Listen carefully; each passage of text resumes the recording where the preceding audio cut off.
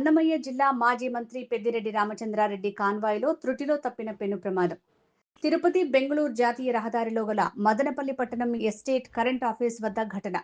మాజీ మంత్రి పెద్దిరెడ్డి రామచంద్రారెడ్డి కాన్వాయ్లో 3 కార్లు ఢీకొన్నాయి. త్రుటిలో తప్పిన పెను ప్రమాదం. ఈ ప్రమాదంలో 3 కార్లు దెబ్బతిన్నాయి. కాన్వాయ్లో మదనపల్లి నియోజకవర్గ యువజన విభాగం అధ్యక్షులు, వైసీపీ మదనపల్లి రూరల్ మండల పార్టీ పరిశీలకులు హర్షవర్ధన్ రెడ్డి ఫార్చునర్ వాహనం డ్యామేజ్.